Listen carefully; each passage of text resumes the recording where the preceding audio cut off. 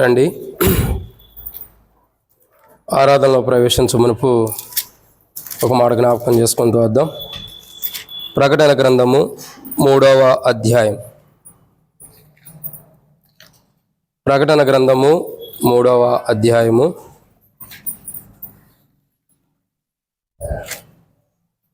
18వ వచనాన్ని అందరం కలిసి చదువుకుందాం. ప్రకటన గ్రంథము 3వ అధ్యాయము 18వ వచనం. నీవు ధనవృద్ధి చేసుకున్నట్లు అగ్నిలో పుటం వేయబడిన బంగారమును, నీ దిశమైన సిగ్గు కలగకున్నట్లు ధరించుకున్నటకు తెల్లని వస్త్రములను, నీకు దృష్టి కలిగినట్లు నీ కన్నులకు కాటుకును నా యొద్ద కొనమని నీకు బుద్ధి చెప్పుచున్నాను. కాబట్టి దేవుని యొక్క వాక్యాన్ని చూసినట్లయితే ప్రియులారా, ఒక చక్కటి మాట రాయబడుతూ వచ్చింది. ఏమనంటే నీకు దృష్టి కలుగునట్లు. కాబట్టి దేవుని యొక్క వాక్యంలో మనం చూసేటటువంటి మాట ఏంటంటే మనకు దృష్టి కలుగునట్లు. కాబట్టి బైబిల్ చెప్పేటటువంటి మాట,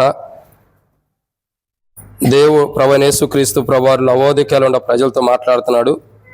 నీకు దృష్టి కలుగునట్లు నీ కన్నులకు కాటుకును నా యొద్ద కొనమని ఆయన సెలవిస్తూ వస్తున్నాడు. ప్రియులారా, ఇక్కడ మనం దేవుని యొక్క వాక్యాన్ని జాగ్రత్తగా గమనించినట్లయితే మనకు దృష్టి కలుగునట్లు అని రాయబడుతుంది. కాబట్టి దేవుని యొక్క వాక్యం చూసినట్లయితే ఒకప్పుడు ఎవరికి దేవుడు దృష్టి కలుగు చేశాడంటే బైబిల్లో కొన్ని విషయాలు ఉన్నాయి. ఒకప్పుడు ఎవరికి దృష్టి కలుగు చేశాడు, ఇప్పుడు ఏమంటున్నాడు? నీకు దృష్టి కలుగునట్లు అని రాయబడుతుంది. ఏ దృష్టి కలిగినట్లు అని అంటే అపోస్తలుడైన పౌలు కొరింథీయులకు రాసిన 2వ పత్రిక 4వ అధ్యాయం 4వ వచనం. అపోస్తలుడైన పౌలు కొరింథీయులకు రాసిన 2వ పత్రిక 4వ అధ్యాయము 4వ వచనం.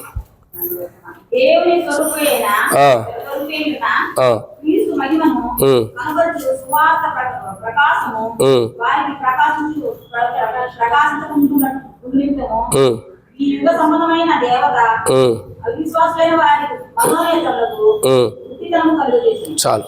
కాబట్టి ఇక్కడ రాయబడిన మాట ఏంటంటే ఈ లోక సంబంధమైన దేవత వారికి, అవిశ్వాసులైన వారికి మనోనేత్రములకు గుడ్డితనం కలుగు చేసినారు. కాబట్టి దృష్టి దేనికి కలగాలంటే మనోనేత్రానికి దృష్టి కలగాలి. కాబట్టి దృష్టి కలక్కోకుండా, మనోనేత్రానికి దృష్టి కలక్కోకుండా ఏం చేయబడుతూ వచ్చింది? గుడ్డితనం అన్నది అడ్డు రాబడుతూ వచ్చింది. ఇప్పుడు ఎవరికి దృష్టి కలుగు చేస్తున్నాడు? ఆత్మీయ గుడ్డితనంలో ఉండే వారికి ఏం చేస్తున్నాడు? దృష్టి కలుగు చేస్తున్నాడు. ఎవరు ఆత్మీయ స్థితిలో గుడ్డితనంగా ఎలాంటి వారు ఉంటారు అంటే, ఎలాంటి మనస్తత్వం కలిగిన వారు ఆత్మీయ గుడ్డితనంలో ఉన్నారంటే బైబిల్లో కొన్ని విషయాలు ఉన్నాయి. వాటిని మనం ధ్యానించే మునుపు ప్రభు నడిపింపు కొరకే చిన్న ప్రార్థన.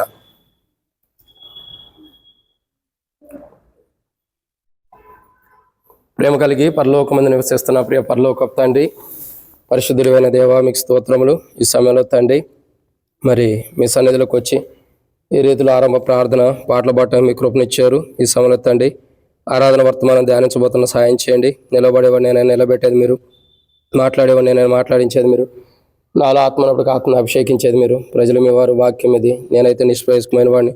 దాసుడు యజమానుడు వైపు చూస్తున్నట్లు, దాసుడు యజమానుడు వైపు చూస్తున్నట్లు మా కలను మీ వైపు వీక్షిస్తుండగా మీరే సహాయం గురించి మహిమ పొందమని, నీ ప్రజల పక్షాన నీకున్న దయ చొప్పున దయతో నన్ను జ్ఞాపకం చేసుకుని బలహీనుండే కానీ మీరు బలపరిచారు. మీకు వందనాలు. ఇప్పుడు పరిచయలు వాడుకోబోతుండగా శత్రు సిగ్గు మీకు మహిమకరంగా వాడుకోనమని, ఈ వర్తమానం ధ్యానించడానికి మానవునైనా నా జ్ఞానం సరిపోదని ఒప్పుకుంటూ, దాసుడి కన్నులు యజమానుడి వైపు చూసినట్లు, దాసురాలు కన్నులు యజమానుల వైపు చూసినట్లు మా కనులు మీ వైపు వీక్షిస్తుండగా మీరే సహాయం గురించి మహిమ పొందండి.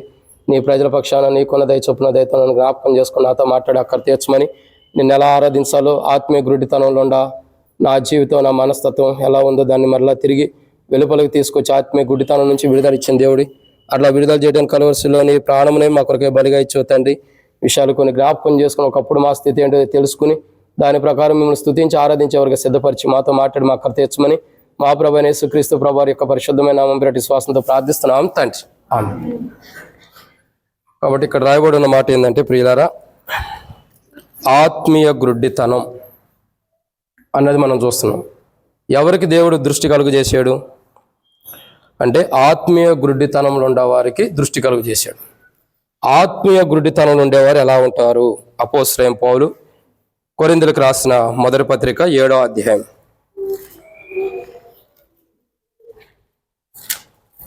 అపోస్తలుడైన పౌలు కొరింథీయులకు రాసిన మొదటి పత్రిక 7వ అధ్యాయము 15వ వచనం. అయితే విశ్వాసి అయిన వాడు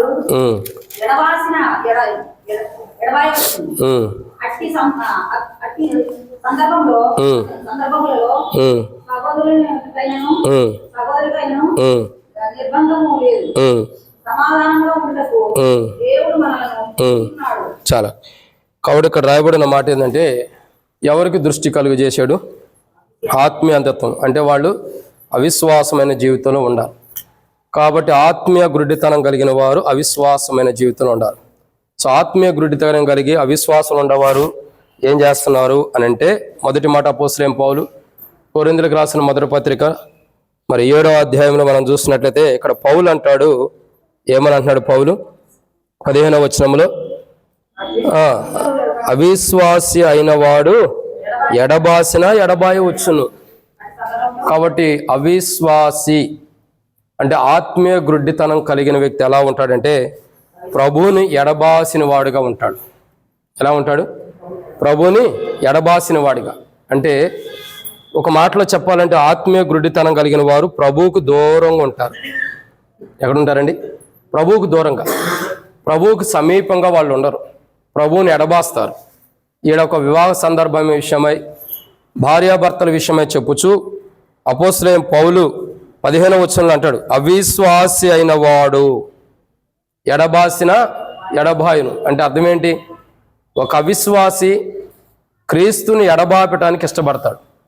ఒక అవిశ్వాసి క్రీస్తుకు దూరముగా ఉంటాడు. ఒక అవిశ్వాసి అంటే ఆత్మీయ గుడ్డితనం కలిగిన అవిశ్వాసి ఎలా ఉంటాడంటే దేవునికి దూరస్తుడిగా ఉంటాడు, దేవునికి సమీపస్తుడిగా ఉండడు. ఎలా ఉంటాడండి? దేవునికి దూరస్తుడిగా ఉంటాడు. అందుకే బైబిల్లో రాయబడుతూ వచ్చింది, మునుపు మనం ఎలాంటి వారిమి? మునుపు దూరస్తుడిమి, ఇప్పుడు సమీపస్తుడిమి. అంటే అర్థం ఏంటి? ఆత్మీయ గుడ్డితనం కలిగి అవిశ్వాసంలో ఉండేవారు క్రీస్తుకు దూరంగా ఉంటారు. వారి జీవితాలు చూడగా, వారి మనస్తత్వం చూడగా, వారు జీవించిన ఆ ప్రవర్తన ఫలం చూడగా దేవునికి దూరంగా అంటే ప్రభువుకు దూరంగా ఉండేవారుగా కనపడతారు.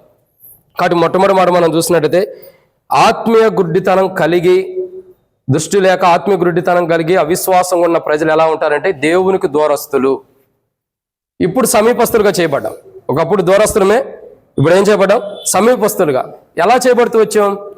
ఒకప్పుడు దూరస్తులం, ఇప్పుడు సమీపస్తులుగా ఎలా చేయబడుతూ వచ్చామంటే యేసు ప్రభువారిని బట్టి. యేసు ప్రభువారి యొక్క శిలువ కార్యం ద్వారా, యేసు ప్రభువారు ఆ శిలువ త్యాగం చేయటం ద్వారా, యేసుక్రీస్తు ప్రభువారు కలువరి శిలువలో చనిపోయి సమాధి చేయబడి తిరిగి లేగటం ద్వారా, ఆయన మరణ భూస్థాపన పునరుద్ధానం ద్వారా ఒకప్పుడు అవిశ్వాసులై ఎడబాసి దూరస్తులమైన మనము ఇప్పుడు ఏమవుతూ వచ్చింది? సమీపస్తులుగా. కాబట్టి ఎవరికి దృష్టి కలగజేశాడంటే అవిశ్వాసులైన వారు మనోనేత్రాలు ముయ్యబడి, ఆత్మీయ మనోనేత్రాలు ముయ్యబడి అవిశ్వాసులైన వారికి దృష్టి కలగజేశాడు. ఎందుకు? వారు దూరస్తులుగా ఉన్నారు కాబట్టి వారికి దృష్టి కలుగజేశాడు. సో మనం కూడా ఒకప్పుడు ఆత్మీయ గుడ్డితనం కలిగి దృష్టి లేక దూరస్తులుగా ఉన్నప్పుడు మనకు ప్రభు ఏం చేశాడు చెప్పండి? ఆత్మీయ గుడ్డితనం తీసేసి మనకు దృష్టి కలుగజేశాడంటే మనోనేత్రాలు తెరుస్తూ వచ్చాడు. కాబట్టి ఇప్పుడు మనం ఏం చేయబడుతున్నాం? ఒకప్పుడు దేవునికి దూరస్తులని తెలుసుకుని ఇప్పుడు సమీపస్తులుగా చేయబడుతూ వస్తున్నాము. ఇది మొదటి మాట. ఇక రెండో విషయాన్ని చూద్దారండి. రెండో మాటను చూసినట్లయితే అపోస్తలుడైన పౌలు రోమీయులకు రాసిన పత్రిక 11వ అధ్యాయం 22, 23 వచ్చినాడు. అపోస్తలుడైన పౌలు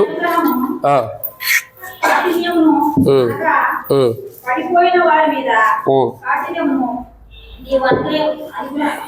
అనుగ్రహ పాత్రుడవై నిలిచిన యెడల నీ మీద ఉన్న దేవుని అనుగ్రహము అప్పుడు విలువని యెడల నరికివేయబడు. వారు తమ అవిశ్వాసములో నిలవకపోయిన యెడల బడుదురు.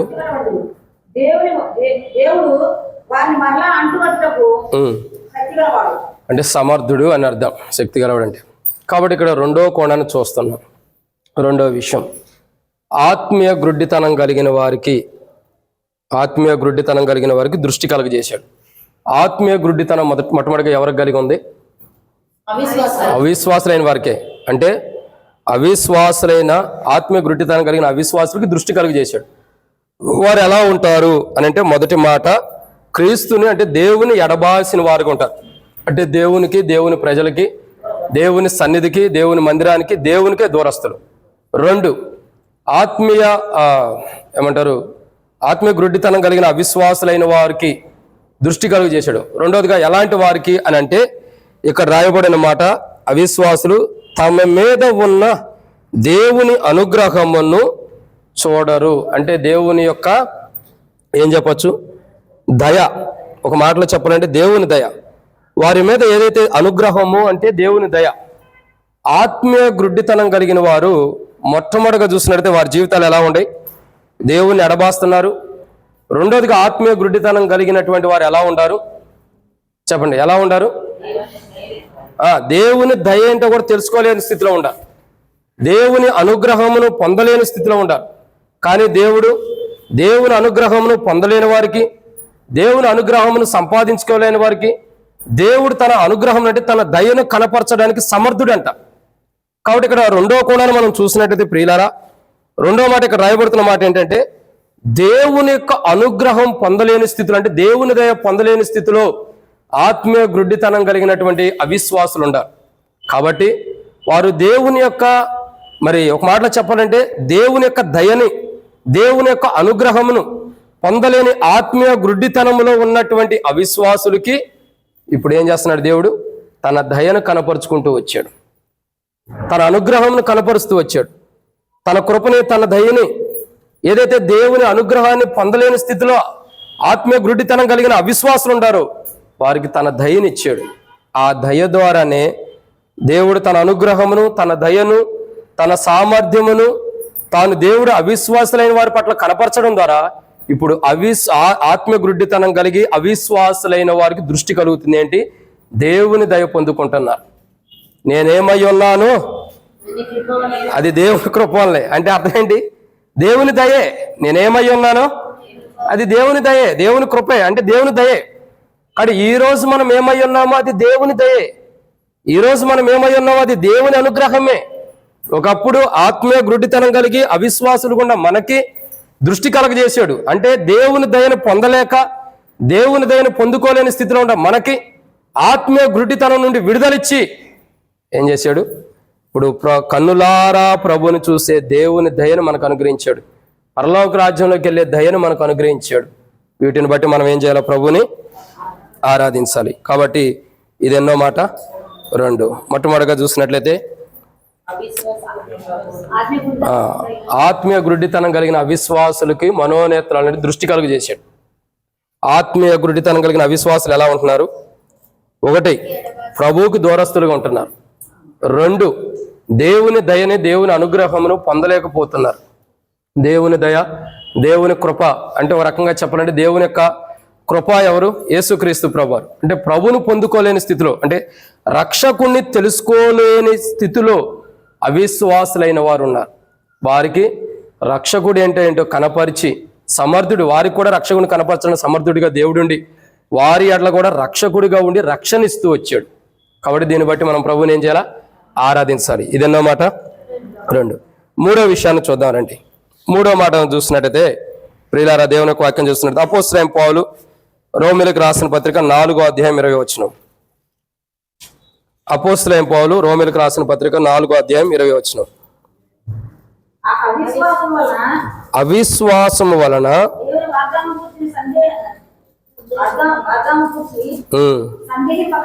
చాలక్క. కాబట్టి ఇక్కడ రాయబడిన మాట ఏంటంటే అవిశ్వాసము వలన దేవుని వాగ్దానం గురించి సందేహం.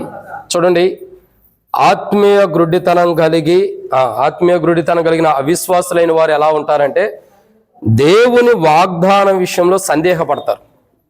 ఏం చేస్తారండి? సందేహపడతారు. దేవుడు ఏదైనా వాగ్దానం చేసాడు అనుకో, అది జరిగిద్దా లేదా? 31st మనం వాగ్దానం తీసుకుంటాం. అది మందిరం కొరక, లేకపోతే మన కుటుంబం కొరక, లేకపోతే మన వ్యక్తిగత కొరక, మన పన్నుల కొరక, జాబుల కొరకు చాలా మంది తీసుకునే వాళ్ళు ఉంటారు. బిజినెస్ కొరకు కూడా తీసుకుంటారు. వాగ్దానం తీసుకున్న తర్వాత ఏమొచ్చిందంటే దేవుడిని ఆశీర్వదించను కాక దీవించను కాక అని వస్తాయి. ఈ సంవత్సరం జరిగినా పెట్టినా దేవుడు వాగ్దానం చేశాడు కానీ జరుగుతాయి అంటారా? దేవుడు వాగ్దానం చేశాడు కానీ అది నెరవేర్చబడిద్దా లేదని సందేహం ఉంటుంది. ఆత్మీయ మనోనేత్రాలు ముయ్యబడి అవిశ్వాసులైన వారికి దేవుని వాగ్దానం విషయంలో సందేహం ఉంటుంది. ఇప్పుడు సందేహం ఎవరికి ఉండదు? ఇప్పుడు మీరు చెప్పండి. విశ్వాసులకు సందేహం లేదాక ఈ వాగ్దానం ఇచ్చాడు, ఏమని ఇస్తున్నాడు? ధైర్యం తెచ్చుకో, నువ్వు ధైర్యంగా ఉండి భయపడకమా అని అన్నాడు అనుకో, ఇక మనం ధైర్యం తెచ్చుకోవడమే, దేవుడు నాకు తోడుకున్నాడని. కానీ ఇక్కడ చూడగా ఆత్మీయ మనోనేత్రాలు ముయ్యబడి అవిశ్వాసులైన వారు ఎలా ఉంటారంటే దేవుడు చేసిన వాగ్దాన విషయంలో సందేహపడతారంట. వాళ్ళు ఎవరు? మొదట్లో ఒక అక్క ఉంది. ఎవరు అక్క? ఇక్కడ మొదట్లో ఉండేవాళ్ళు కాదండి, బైబిల్లో అవ్వ, నాకు క్షమించండి, అవ్వ కాదు, శారా. దేవుడు అబ్రహాముకి ఏమని చెబుతాడు? ఖచ్చితంగా మీదటికి కాలంలో నీ కుమారుడు పుడతాడు అని దేవుడు వాగ్దానం చేశాడు. ఇది ఎవరికి చేశాడు వాగ్దానం? విశ్వాసికి చేశాడు వాగ్దానం. అబ్రహాం అని కాదు, అక్కడ ఒక విశ్వాసికి వాగ్దానం చేశాడు, మీదటికి కాలంలో కుమారుడు పుడతాడు. ఇప్పుడు ఈ విశ్వాసం ఏం చేయాలా? ఖచ్చితంగా ఈ మీదటికి కాలంలో నా కుమారుడు పుడతాడు అనే నిరీక్షణ కలిగి ఉండాలి, అవునా కదా? ఉంటున్నాడు. కానీ ఆయన సతీమణి ఉంది, ఆమె ఏం చేస్తుంది? నవ్వుతుంది. ఎక్కడుండి? గుడారంలో. జరిగేనా పెట్టేనా? అబ్రహామే ముసలోడైపోయాడు, నేను వృద్ధాప్యంలోకి వచ్చా, మాకు పిల్లలు పుడతారా? ముసలితనంలో ఉండ నాకు పిల్లలు పుడతారా? ఏదో దేవుడేదో చెబుతున్నాడు కానీ, మా మనశ్శాంతి కోసం చెబుతున్నాడు కానీ, ఇది జరిగేనా పెట్టేనా? ఇదే అవిశ్వాసులైన వారు ఎలాగ ఉంటారు. ఆ మనోనేత్రాలు ఎప్పుడు తెరిచాడు? ఎప్పుడైతే ఆ గర్భఫలం వచ్చిందో అప్పుడు శారాకి తెలిసింది, అర్థమైంది. ఓహో, మనోనేత్రాలు ఇంతకుముందు ముయ్యబడి ఉండే, ఇప్పుడు తెరుచుకున్నాను రో అనుకుంది. ఇప్పుడు తెలుసుకుంటాం దేవుని యొక్క ఉద్దేశాలు ఏంటన్నది. తర్వాత మాట్లాడుతుంది. ఇక మాటలు చూడగా కోటలు దాటిపోయినాయి. ఒకప్పుడు అవిశ్వాసరాల్లాగుండి, అపనమ్మకస్తురాల్లాగుండి దేవుడు చేసిన వాగ్దాన విషయంలో సందేహపడింది. కాబట్టి అవిశ్వాసులైన వారు ఎలా ఉంటారంటే, ఆత్మీయ గుడ్డితనం కలిగిన అవిశ్వాసులైన వారు ఎలా ఉంటారు అంటే, వారి జీవితాలు చూడగా దేవుడు చేసిన వాగ్దాన విషయంలో సందేహపడతారు. ఇది జరిగేనా? ఇది జరిగిద్దా లేదా? ఇది అవునా కాదా? ఇది దేవుడు చేస్తాడా లేదా? కాబట్టి ప్రియులారా, ఒకప్పుడు సందేహపడిన స్థితిలో మనం ఉన్నాం. ఆత్మీయ గుడ్డితనం కలిగి అవిశ్వాసులైన వారి గుండి సందేహపడిన స్థితిలో ఉన్న మనము ఈరోజు సందేహపడకోకుండా విశ్వాసులుగా అబ్రహాము వలె ఒక విశ్వాసిగా దేవుడిచ్చిన వాగ్దానాన్ని నమ్మే స్థితిలోకి మనం వచ్చామంటే అది కేవలం ప్రభువైన యేసుక్రీస్తు ప్రభువారి యొక్క కలువరి శిలువ యొక్క రక్త ప్రోక్షణ ద్వారానే. యేసుక్రీస్తు ప్రభువారు కలువరి శిలువలో కార్చిన రక్తము, ఆయన కార్చిన రక్త ప్రోక్షణ ద్వారా నిజంగా చూడండి ఎంత గొప్ప అనుభవంలోకి వచ్చాము. ఒకప్పుడు మనం శారా యొక్క అనుభవం ఉండ మనము ఇప్పుడు అబ్రహాము యొక్క అనుభవంలోకి వచ్చాం. శారా ఏ అనుభవంలో ఉంది? ఆత్మీయ గుడ్డితనం కలిగి అవిశ్వాసి అయిన అనుభవంలో ఉంది, సందేహపడుతుంది. కానీ అబ్రహాం ఎలా ఉన్నాడు? విశ్వాసిగా ఉండి దేవుని వాగ్దానాన్ని నమ్మాడు. అందుకే మాట్లాడుతూ వచ్చింది, అబ్రహాము దగ్గరికి దేవుని వాక్యం వచ్చాను, అదే ఆ వాక్యం అబ్రహాం ఏం చేశాడు? నమ్మాడు. దేవుని వాక్యాన్ని, దేవుని వాగ్దానాన్ని నమ్మేశాడు. అందుకే అతను నీతిమంతులుగా తీర్చబడ్డాడు. కానీ ఆత్మీయ గుడ్డితనం కలిగి అవిశ్వాసి స్థితిలో ఉన్న వ్యక్తి దేవుడు చేసిన వాగ్దానం గురించి సందేహిస్తాడు. ఈ సందేహాలు తీసివేయడానికి, దేవుని గురించినటువంటి వాగ్దానముల విషయాల్లో ఉన్న సందేహాలు తీసివేయడానికి, సందేహం లేని వారిగా విశ్వాసులుగా నీతిమంతులుగా చేయటం కొరకు యేసుక్రీస్తు ప్రభువారు పరము వేడి ఈ భూమి మీదకి వచ్చి మన కొరకై కలువరిశిల్లో చనిపోయి సమాధి చేయబడి తిరిగి లేచాడు. మన కోసమే కాదు, లవోదికయ కొరకు కూడా. లవోదికయ కూడా ఒకప్పుడు ప్రభువుని ఎడబాసింది. లవోదికయ కూడా ఒకప్పుడు ఎలా ఉంది? ఒకప్పుడు దేవుని పొందలేని స్థితిలో ఉంది. 3 లవోదికయ ఏ స్థితిలో ఉంది? వాగ్దానం విషయంలో సందేహపడిన అనుభవం ఉంది. కానీ వీటి కారణం ఏంటి? అవిశ్వాసం. ఆత్మీయ మనోనేత్రాలు ముయ్యబడి ఉన్నాయి. కాబట్టి లవోదికయ ఆత్మీయ మనోనేత్రాలు ముయ్యబడిన లవోదికయ అవిశ్వాసమైన స్థితిలో ఉంది. కాబట్టి ఈ లవోదికయకి దృష్టి కలగజేశాడు ప్రభు. దృష్టి కలగజేసి ఇప్పుడు ఏం చేస్తున్నాడు? లవోదికయని క్రీస్తుకు సమీపంగా చేసుకుంటున్నాడు. దేవుని దయని, దేవుని అనుగ్రహాన్ని ఇస్తున్నాడు. ఇంకా చూడగా వాగ్దాన విషయంలో సందేహపడని క్రైస్తవ జీవితం, నికరమైన నీతి కలిగినటువంటి క్రైస్తవ జీవితం, విశ్వాస సంబంధమైన క్రైస్తవ జీవితాన్ని ఇచ్చాడు. ఇది 3. ఇక 4వదిగా ఆత్మీయ గుడ్డితనం కలిగి అవిశ్వాసులైన వారి యొక్క జీవితాలకి దృష్టి కలుగజేశాడు. వాళ్ళు ఎలా ఉంటారు? 4వ విషయం, రోమాపత్రిక 3వ అధ్యాయం 3వ వచనం. వారు అవిశ్వాసైనందున దేవుడు నమ్మదగిన వాడు కాకపోవునా అట్లా అనరాదు. చాలక్క. కాబట్టి ఇక్కడ చదవ 4వ మాట, నీ మాటల్లో నీవు నీతిమంతుడో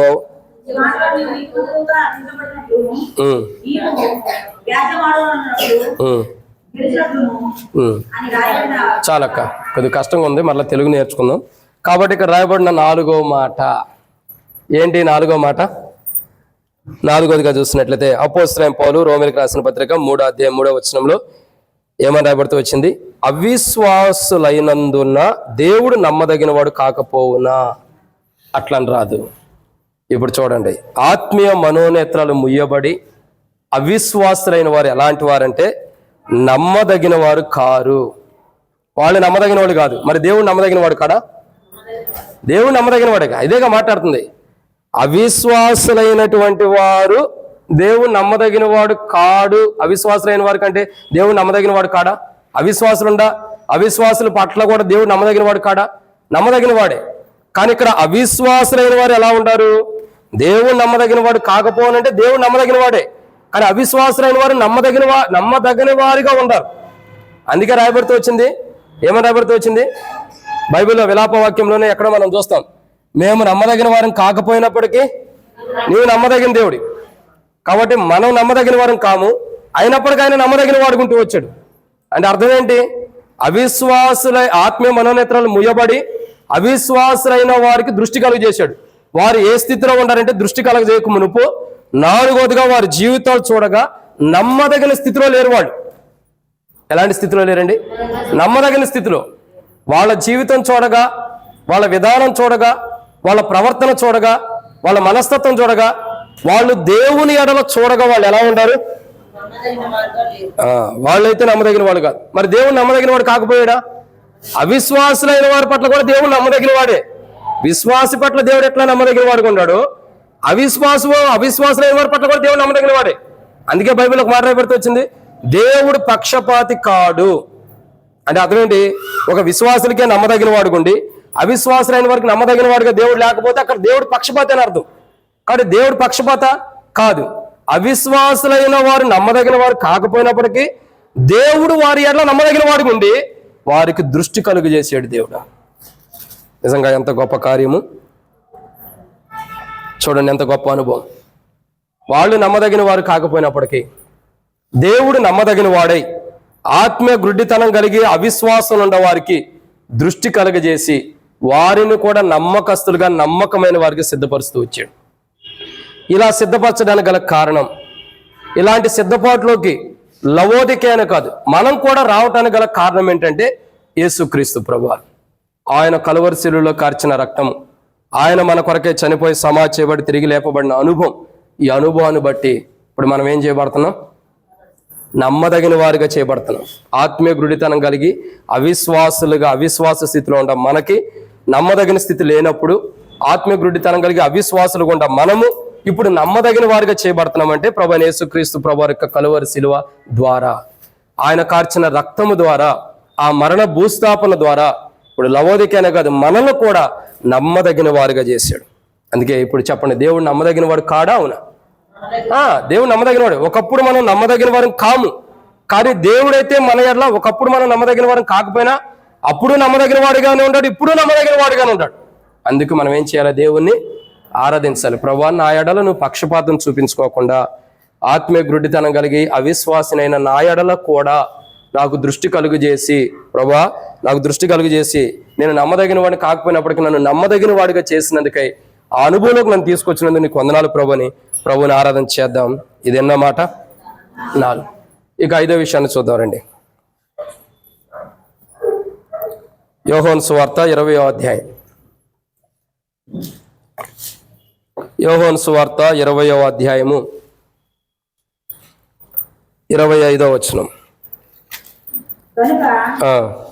తక్కిన శిష్యులు మేము ప్రభువును పిలిచిమని చెప్పగా అతడు నేను ఆయన చేతుల్లో మేకులు గుర్తులను ఉమ్, నా వేలు ఆ మేకుల గుర్తుల్లో పెట్టి ఉమ్, నా చెయ్యి ఆయన ప్రక్కలో ఉంచితేనే గాని ఉమ్. నమ్మనని వారితో చెప్పాను. చాలక్క ఎన్నో మాట ఇది 5.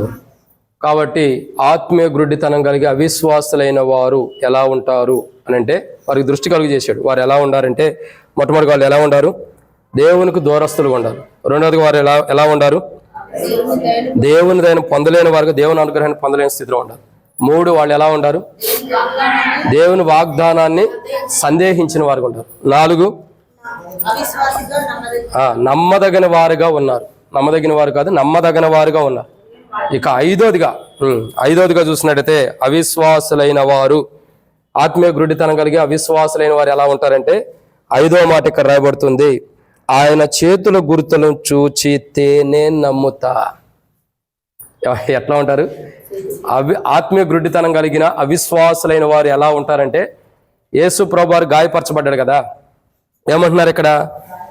ఆయన చేతుల్లో ఉన్న గుర్తులు నేను చూస్తే తప్పక నేను గుర్తుపట్టను, నేను నమ్మను. ఎవరంటున్నారు ఈ మాట? తోమ ఏమంటున్నాడు? ఆయన చేతుల్లో గుర్తులు. ఏ గుర్తులయ్యి? మేకులు, గాయములు.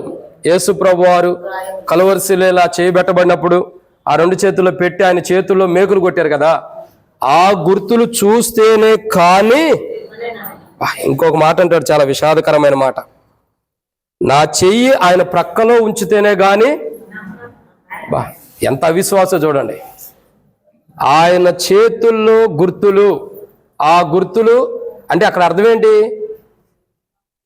తోమ యొక్క విధానం చూడగా ఆయన పునరుద్ధానుడే లేచాడన్న సత్యాన్ని నమ్మట్లేదు. అది వాస్తవం. గుర్తులు చూస్తేనే నేను నమ్ముతాను అన్నాడంటే అర్థం ఏంటి? యేసు ప్రభువారు ఆల్రెడీ కలువరిశిలో గాయపరచబడ్డాడని తోమాకు తెలుసు. యేసు ప్రభువారు అని గుర్తుపట్టాలంటే అర్థం ఏంటి? ఆ గుర్తులను నేను చూడాలి.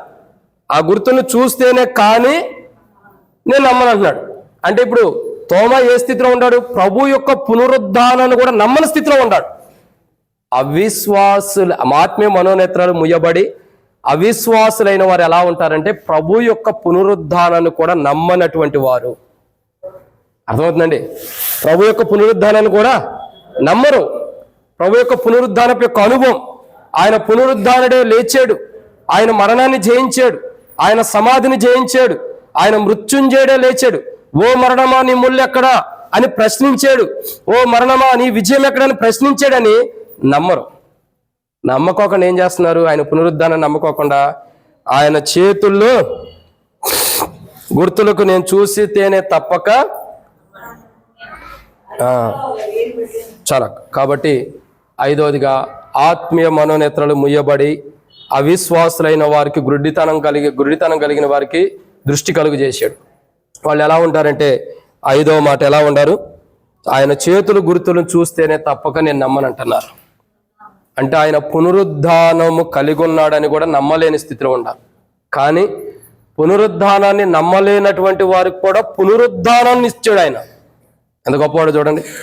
ఆయన పునరుద్ధాన విషయంలో కూడా నమ్మనటువంటి వారికి కూడా ఆయన పునరుద్ధానంలో పాలు పంపులు ఇచ్చాడు. అదే అపోస్తలుడైన పౌలు రోమీయులకు రాసిన పత్రికలో స్పష్టంగా, రోమపత్రిక మొత్తం చదవండి, అర్థమైంది మనకు 6వ అధ్యాయం కానించి. మనలోకి నూతన జీవాన్ని ప్రవహింపజేశాడు. ఆయనతో కూడా పాతిపెట్టబడిన వారమై ఆయనతో కూడా లేపబడిన అనుభవం చూడండి. ఆత్మీయ మనోనేత్రాలు ముయ్యబడి అవిశ్వాసులైన వారికి దృష్టి కలుగు చేసి వాళ్ళు ఎలా ఉండారు? ఆత్మీయ మనోనేత్రాలు ముయ్యబడి అవిశ్వాసులైన వారు ప్రభు యొక్క పునరుద్ధానాన్ని నమ్మరు. కానీ వారి కొరకు కూడా ప్రభు చనిపోయి తిరిగి లేచారు కాబట్టి వారి యొక్క ఆత్మీయ గుడ్డితనాన్ని తీసివేసి, వారిలో ఉన్న అవిశ్వాసాన్ని తీసివేసి వారికి దృష్టి కలుగజేసి పునరుద్ధానంలో వారిని కూడా పాలు పంపులు చేస్తూ వచ్చాడు. దీన్ని బట్టి మనం ప్రభుని ఏం చేయాలా? ఆరాధించాలి. మనం కూడా లవోదిక కూడా మనం కూడా ఇలాంటి వారమే, అవునా కదా? ఆయన పునరుద్ధానాన్ని నమ్మనటువంటి అనుభవం ఉన్నవారమే. కానీ ఇప్పుడు నమ్మిన అనుభవంలోకి వచ్చామంటే అది ప్రభువైన యేసుక్రీస్తు ప్రభువారు కలువరిశిలో ఆయన కార్చిన రక్తము ద్వారా. ఈ అనుభవాన్ని బట్టి మనం ప్రభుని ఏం చేయాలా? ఆరాధించాలి. ఇదెన్నో మాట? 5. ఇక 6వ విషయాన్ని చూద్దానండి. యోహాను సువార్త 20వ అధ్యాయం 25వ వచనం. గనుక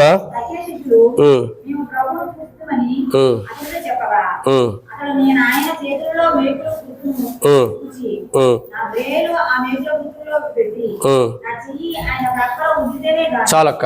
కాబట్టి ఇక్కడ రాయబడిన 6వ మాట, ఆత్మీయ గుడ్డితనం కలిగి అవిశ్వాసులైన వారు వారికి దృష్టి కలుగు చేశాడు. వాళ్ళు ఎలా ఉంటారంటే 6వదిగా, నా వ్రేలు ఆయన మేకుల గుర్తుల్లో పెట్టితేనే తప్పక. ఏమన్నాడు? నా వ్రేలు ఆయన మేకుల గుర్తులో పెట్టి నా చెయ్యి ఆయన ప్రక్కలో ఉంచితేనే గాని నమ్మను. అవిశ్వాసులైన వారు ఎలాంటి వారంటే ప్రభువుని నమ్మనటువంటి వారు. ఎలాంటి వారు? ప్రభువుని నమ్మరు. వాళ్ళు ఎలా ఉంటారు అంటే, నేను ఆయన చేతుల్లో ఏం చేయాలా? నా వ్రేలు ఆయన మేకులు గుర్తులో పెట్టాలంట. పెట్టి ఏం చేస్తా? పెట్టి ఏం చేస్తావు? ఇక అవిశ్వాసం అని పేరు తెచ్చుకోవడం తప్ప ఏం లేదు. తోమా గురించి అంటాడు కదా, నువ్వు అవిశ్వాసం అయి ఉండవు, నీకంటే చూడక నమ్మిన వారు, చూసి నమ్మిన వారు కంటే చూడక నమ్మిన వారు ధన్యులు. మీరు ఈ అధ్యాయంలో ఈ పేపర్ తిరగేసిన తర్వాత చూస్తే మనకు అర్థమైంది 27వ వచనంలో, చూసిన వారి కంటే చూడక నమ్మిన వారు ధన్యులు. కాబట్టి ఇప్పుడు తోమా యొక్క స్థితి ఎలా ఉంది? నా వ్రేలు ఆ మేకులు గుర్తులో పెడితేనే కానీ నమ్ము. ఆత్మీయ గుడ్డితనం కలిగిన అవిశ్వాసులైన వారు ఎలా ఉంటారంటే ప్రభు యొక్క శిలువ కార్యాన్ని నమ్మరు. ఏమి నమ్మరండి? ప్రభు యొక్క శిలువ కార్యమును నమ్మరు. ఆయన శిలువ కార్యము ద్వారా, ఆయన చేసిన శిలువ బలియాగం ద్వారా మానవులమైన మనకు రక్షణ వచ్చిందని, ఆ శిలువ ద్వారానే మనకు పాప క్షమాపణని, ఆ శిలువ ద్వారానే మనకు పునరుద్ధానమని, ఆ శిలువ ద్వారానే, ఆ మరణ భూస్థాపన ద్వారానే మనకు దేవుని రాజ్యం పరలోక రాజ్యం ఉందని, ఆ మరణ భూస్థాపన ద్వారానే మనం నీతిమంతులుగా తీర్చబడుతున్నామని, ఆ మరణ భూస్థాపన ద్వారానే మనం నిర్దోషులుగా చేయబడుతున్నామని, ఆ మరణ భూస్థాపన శిలువ కార్యం ద్వారానే మనం దేవుని రాజ్యంలో నివసించబోతున్నామన్న సత్యాన్ని అవిశ్వాసులైన వారు నమ్మరు. అర్థమవుతుందండి? చూడండి ఎంత విచిత్రమో. ఆయన్ని నా వ్రేలు ఆయన మేకుల గుర్తుల్లో పెట్టి, నా వ్రేలు ఆ మేకుల గుర్తుల్లో పెట్టితే తప్పక నేను నమ్మనన్న వ్యక్తి ఎవరు? అవిశ్వాసులు. అంటే ఇటువంటి స్థితిలో ఉన్న అవిశ్వాసులైన వారు, అంటే ప్రభు యొక్క పంచగాయములు నమ్మనటువంటి అవిశ్వాసులైన వారికి కూడా దృష్టి కలుగు చేయడానికి ఆయన కలువరిశిల్లో ప్రాణం పెట్టి చనిపోయి తిరిగి లేచాడు. అర్థమవుతుందండి?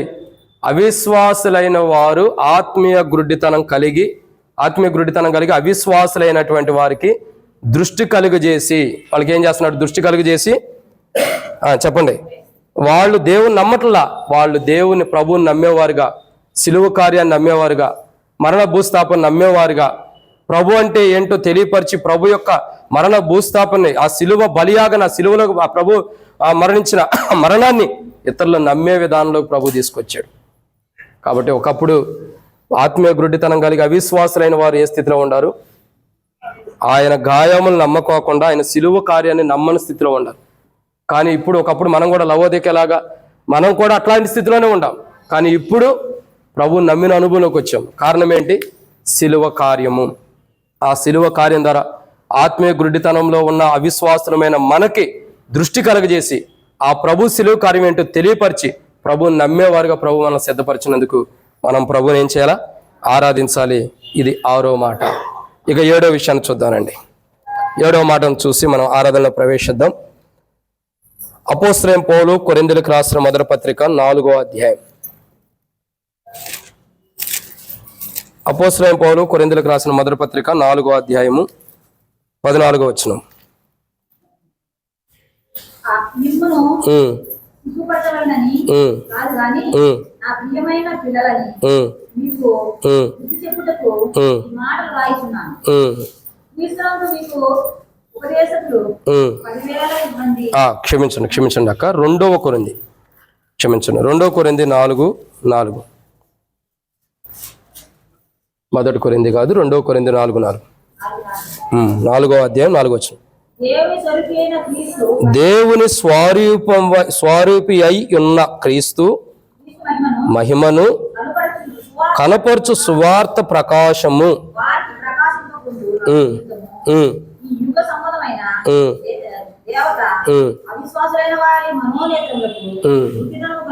చాలక్క. కాబట్టి 7వ మాట ఏంటంటే అవిశ్వాసులైనటువంటి వారు దృష్టి కలుగజేయబడింది. ఎందుకు? వాళ్ళు ఎలా ఉండారు? సువార్త, ప్రకాశించే సువార్తను నమ్మకోకుండా ఈ లోక సంబంధమైన దేవత వాళ్ళకి ఏం చేసింది? అది అంటే ఆత్మీయ వాక్యపు విధానాన్ని తెలుసుకోలేని గుడ్డితనంలో ఉండాలి. వాక్యమును తెలుసుకోలేని గుడ్డితనం. కాబట్టి ఆత్మీయ గుడ్డితనం కలిగినటువంటి అవిశ్వాసులైన వారికి దృష్టి కలుగు చేశారు. వారు ఎలా ఉంటారంటే, ఏడవదిగా ఎలాంటి వారికి దృష్టి కలుగు చేశారంటే, వాక్యము విషయంలో, దేవుని వాక్యం ఏదైతే ఉందో ఆ వాక్యం విషయంలో ఈ లోక సంబంధమైన దేవత దృష్టి మనోనేత్రాలు ఏం చేసింది? మూసేసింది. ఈ వాక్యపు యొక్క విధానం, ఈ వాక్యం యొక్క సామర్థ్యాన్ని తెలుసుకోకుండా ఈ లోక సంబంధమైన దేవత ఏం చేసింది? మనకి గురుడితనం కలుగు చేసింది. అందుకే ఈ లోక సంబంధమైన దేవత వాక్యం యొక్క అర్థాన్ని తెలుసుకోకుండా మనకి గురుడితనం కలుగు చేసింది. కాబట్టి ఆయనే యోహాను సువార్త 1వ అధ్యాయం 14వ వచనంలో ఆ వాక్యమే శరీరధారి అయి కృపాసత్య సంపూర్ణంగా మన మధ్య నివసించడానికి వచ్చాడు. ఇప్పుడు అర్థమైందండి? ఈ లోక సంబంధమైన దేవత వాక్యాన్ని మనం చూడకుండా మనకు ఆత్మీయ గురుడితనం కలుగు చేసింది. ఆత్మీయ గురుడితనము వాక్యం చూడకుండా కలుగు చేసినప్పుడు ఈ వాక్యమే శరీరధారిగా ఒక శరీరాన్ని ధరించుకుని ఈ లోకానికి వచ్చింది. ఆ శరీరమే ప్రభువైన ఇప్పుడు ఏం చేయబడుతుందో చెప్పండి. ఆ వాక్యమే శరీరధారిగా ఈ లోకానికి వచ్చి కృపాసత్య సంపూర్ణుడిగా మన మధ్య నివసించడానికి వచ్చాను. ఇప్పుడు ఆ వాక్యం మన మధ్యలోకి రావటం ద్వారా ఇప్పుడు మనం ఏం చేయబడుతున్నాం? క్రీస్తులో నివసిస్తున్నాం. ఇప్పుడు ఆత్మీయ గురుడితనం పోయింది. ఇప్పుడు వాక్యం అంటే ఏంటో తెలుసుకోగలుగుతున్నాం. వాక్యం యొక్క మర్మం ఏంటో తెలుసుకోగలుగుతున్నాం. ఒకప్పుడు సాతానుడు సువార్త వల్ల ప్రకటించే వాక్యము చూడకోకుండా, వాక్యం వినకోకుండా ఆత్మీయ గుడ్డితనం మనకు కలుగు చేసింది సాతానుడు. కానీ ఆ వాక్యం అనే విధానాన్ని మనం తెలుసుకోకుండా ఆత్మీయ గుడ్డితనాన్ని కలుగు చేసిన సాతాను యొక్క క్రియలు లయపరచడానికి ఆయనే వాక్యమైన శరీరాన్ని ధరించుకుని లోకానికి వచ్చి వాక్యమైన శరీరముగా ఆయన కలువరిశిలో మన కొరకే ప్రాణం పెట్టి చనిపోయి తిరిగి లేచాడు. కాబట్టి దీన్ని బట్టి మనం ప్రభుని ఏం చేయాలా? ఆరాధించాలి. ప్రభువా, నేను వాక్యాన్ని తేటగా చూడలేక, వాక్యాన్ని కనుగొనలేక, వాక్యం యొక్క మర్మాన్ని తెలుసుకోలేని ఆత్మీయ గురుడితనంలో ఉన్నప్పుడు, అవిశ్వాసిగా ఆత్మీయ గురుడితనంలో నేను ఉన్నప్పుడు నీవే నా కొరకై వాక్యముగా ఈ లోకానికి వచ్చి వాక్యమైన శరీరముని ఈ లోకానికి ధరించుకుని నా కొరకై ఈ లోకానికి వచ్చి, ప్రభా నీవు నా కొరకై చేసిన సిలువ కార్యము, తద్వారా నేను ఆ వాక్యం ఏంటో తెలుసుకునే అనుభవం, వాక్యం యొక్క మర్మము, వాక్యం యొక్క లోతైన అనుభవం తెలుసుకునే అనుభవాన్ని నాకు ఇచ్చేవు. చూడండి ఎంత దారుణము. సాతానుడు వాక్యము అనే సువార్తని తెలుసుకోకుండా మనకి గుడ్డితనం కలుగు చేసిందంట. ఇక ఎంత గుడ్డితనం సాతాను కలుగు చేసినా వాక్యాన్ని తెలుసుకోకుండా గుడ్డితనం కలుగు చేస్తుంది. అందుకే ఆయనే వాక్యమైన శరీరంగా ధరించుకుని లోకానికి వచ్చాడు. కాబట్టి ఆయన ఎలాంటి వాడు? ప్రకాశిస్తున్నాడు, వెలుగై ఉన్నాడు. చీకట్లో ఉన్నవారికి వెలుగునిచ్చేవాడుగా ఉన్నాడు. ఇప్పుడు వాక్యమే వెలిగించబడింది. వెలిగించబడిన వాక్యం మన హృదయాల్లోకి వచ్చి వెలిగించబడి మనలో వెలిగిస్తూ వస్తుంది. ఇప్పుడు మనలో ఉన్న గురుడితనం, ఆత్మీయ గురుడితనం, ఆత్మీయ గురుడితనం కలిగిన అవిశ్వాసమైన మనలో వాక్యం వచ్చి వెలిగించి మనల్ని కూడా వెలిగింపజేయటం ద్వారా మనకు దృష్టి కలుగుతూ వస్తుంది. అర్థమైందండి? ఇప్పుడు చెప్పండి, ఆత్మీయ గురుడితనం కలిగిన అవిశ్వాసులైన వారు ఎట్లా ఉంటున్నారు? మొట్టమొదటిగా లవోదికాయలు ఉండేవారు కాదు, మనమేనా ఎలా ఉండాం? దేవునికి దూరస్తులుగా ఉన్నాం. 2, దేవుని దయ, దేవుని అనుగ్రహాన్ని పొందలేని స్థితిలో ఉన్నాం. 3, వాగ్దానం గురించి సందేహించిన వారు. 4, నమ్మదగిన వారం కాము. 5, ప్రభు గాయం అంటే ప్రభు యొక్క పునరుద్ధానం నమ్మనటువంటి వారు. 6, ఆయన ఏదైతే గాయపడ్డాడో అంటే ప్రభువునే నమ్మనటువంటి స్థితిలో ఉన్నవారు. 7, దేవుడు ఏదైతే వాక్యం మన దగ్గర తీసుకొచ్చాడో ఆ వాక్యాన్ని తేటగా చూడలేని గురుడితనంలో మనం ఉండాం. ఇటువంటి గురుడితనంలో ఎవరున్నారు? అవిశ్వాసులైన. ఆత్మీయ గురుడితనం కలిగిన వారంటే ఇళ్ళు. ఆత్మీయ గురుడితనం కలిగి అవిశ్వాసులైన వారికి దృష్టి కలుగజేశాడు. ఇప్పుడు చెప్పండి, ఎవరికి దృష్టి కలుగజేశాడు? దేవునికి దూరస్తులకు దృష్టి కలుగజేశాడు. అదే ఆత్మీయ గురుడితనం కలిగి అవిశ్వాసులైన వారికి దృష్టి కలుగజేశాడు. ఎలాంటి స్థితిలో ఉన్న వారికి? దేవునికి దూరస్తులైన వారికి దృష్టి కలుగజేశాడు. 2, దేవుని అనుగ్రహం, దేవుని దయ పొందిన వారికి దృష్టి కలుగు చేశాడు. 3, వాగ్దానం గురించి సందేహించిన వారికి దృష్టి కలుగు చేశాడు. 4, దేవుని నమ్మనటువంటి వారిని నమ్మదగిన వారుగా ఉండని వారికి దృష్టి కలుగు చేశాడు. 5, ప్రభు యొక్క పునరుద్ధానం నమ్మని వారికి దృష్టి కలుగు చేశాడు. 6, ప్రభువునే నమ్మనటువంటి వారికి దృష్టి కలుగు చేశాడు. 7, వాక్యాన్ని తేటగా చూడలేని గుడ్డితనం కలిగిన వారికి ఇప్పుడు వాక్యం అంటే ఏంటో తెలియపరిచి ఆ వాక్యమే వారి జీవితాల్లో వెలిగిస్తూ వారు కూడా వాక్యంలో ప్రకాశించేవారుగా ఉండేటట్టు వారికి దృష్టి కలుగు చేశాడు.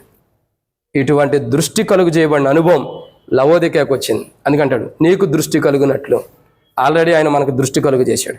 కాబట్టి ఆయన మనకు దృష్టి కలుగు చేసినందుకు ఈ ఆత్మీయ గురుడితనం కలిగి అవిశ్వాస స్థితిలో ఉండి 7 అనుభవం కలిగిన మనకు ఆయన దృష్టి కలుగు చేసి 7 అనుభవం గురించి తెలుసుకునే ఆధిక్యత ఇప్పుడు నమ్మదగిన వారిగా, ఇంకా ప్రభుని ఆరాధించే వారిగా, వాగ్దానం గురించి సందేహింపని వారిగా, ఇంకా ఆయన పునరుద్ధానాన్ని నమ్మిన వారిగా, ఆయన్ని నమ్మిన వారిగా, వాక్యాన్ని నమ్మిన వారిగా ప్రభు మనల్ని సిద్ధపరిచినందుకంటే మనకు దృష్టి కలుగు చేసి మనకి 7 ఆశీర్వాదాన్ని మనకి అవిశ్వాసమైన మన జీవితాన్ని మార్చి మనకు దృష్టి కలుగు చేయడం కొరకై ఆయన కలువరిశిలో ప్రాణం పెట్టి చనిపోయి తిరిగి లేచాడు. ఆ మరణ భూస్థాపన ద్వారా ఆత్మీయ గురుడితనంలో ఉన్న అవిశ్వాసమైన మనకి దృష్టి కలుగు చేసి ఇప్పుడు తేటగా ప్రభువు నమ్మి, ప్రభు వాక్యాన్ని చూసి, ప్రభు పునరుద్ధానాన్ని నమ్మి, ప్రభు గాయముల పట్ల విశ్వాసం కలిగిన వారుగా ఉండేవారుగా మనల్ని ప్రభు సిద్ధపరిచాడు. అట్లా లవోదికను సిద్ధపరిచాడు, మనల్ని కూడా సిద్ధపరిచినందుకే ప్రభుని ఆరాధించాలి. ఇది ఎన్నో వర్తమానం లవోదిక గురించి 32వ వర్తమానము. నేను చెప్పాను, మీరు బాధపడొద్దు. యేసు ప్రభు వారు ఎన్ని సంవత్సరాలు జీవించాడో అన్ని సంవత్సరాలకు అన్ని వర్తమానాలు చెబుతానన్న అనుకున్నాను. అది అవదేమో అనుకున్నా. ఇంకా 2 వారాలు ఉండిద్ది లవోదిక గురించి. నిజంగా ఇక ఈసారి కంప్లీట్ అయిపోయింది. ఎందుకంటే ఆయన 33.5 సంవత్సరాలు భూమి మీద జీవించాడు. కాబట్టి 3.5 సంవత్సరాలు అంటే సగం వర్తమానం చెప్పలేం కదా. అందుకని 34 వర్తమానాలు చెప్తాం. ఈ రోజుతో ఎన్నో వర్తమానం ఇది 32. కాబట్టి డిసెంబర్ 8వ తారీఖు కల్లా మనకు కంప్లీట్ అయిపోయింది. కాబట్టి ప్రియులారా, ఇక్కడ దేవుని యొక్క వాక్యాన్ని చూసినట్లయితే మనం ఆత్మీయ గురుడితనంలో ఉండ మనకి ఆ ఆత్మీయ గురుడితనం కలిగి అవిశ్వాసులమై మనం దేవుని చూసే దృష్టి లేని మనకి ఆ ఆత్మీయమైన గురుడితనం తీసివేసి ఆ దృష్టి కలిగింపజేసి పునరుద్ధాన విషయంలో కానీ, ఆయన నమ్మే విషయంలో కానీ, ఆయన వాక్యం విషయంలో కానీ, ఇంకా చూడగా ఆయన ఎడబాపిన విషయంలో కానీ, ఆయనకు దూరస్థమైన విషయంలో కానీ, వీటన్నిటి విషయాల్లో మనకు దృష్టి కలిగజేసి ఆయనకు సమీపస్తులుగా చేసి ఆయన పునరుద్ధానాన్ని, ఆయన మరణ భూస్థాపన పునరుద్ధానాన్ని నమ్మి ఆయన కొరకై జీవించే ప్రజలుగా మనల్ని సిద్ధపరిచినందుకు మనకు ఆత్మీయ మనోనేత్రాలకు ఉన్న అవిశ్వాసంతో కూడిన గుడ్డితనాన్ని తీసివేసి ఇప్పుడు దృష్టి కలగజేసి ప్రభుని ఆరాధించే బిడ్డగా, ప్రభుని స్తుతించేవారుగా, ప్రభుని మహింపరిచే బిడ్డగా ప్రభు మనల్ని సిద్ధపరిచాడు. ఒకప్పుడు మనం ఆత్మీయ గుడ్డితనం కలిగిన అవిశ్వాసులమే, దృష్టి కలగలేనటువంటి వారమే, దృష్టి లేనటువంటి వారు. ఇప్పుడు ఆత్మీయ గుడ్డితనం కలిగిన అవిశ్వాస స్థితి నుండి విడుదల పొంది విమోచించబడి దృష్టి కలిగి దేవుని నమ్మి దేవుని ఆరాధించేవారుగా, ఆయన మరణ భూస్థాపన పునరుద్ధానం గురించి తెలుసుకుని ఆయన స్తుతించేవారుగా ప్రభు మనల్ని సిద్ధపరిచినందుకు మనం ప్రభుని ఆరాధన చేద్దాం. అటు ఆరాధన మనం చేయనట్లు లవోదికైనా కాదు, మనం కూడా ఒక గొప్ప ఆరాధన అనుభవంలోకి మనం వచ్చినట్లు ప్రభు మనకు సహాయం చేయను గాక. ఆమేన్. ఆరాధనలో ప్రవేశిద్దాం. మనం నిలబడి ఒక పాట పాడుకుందాం.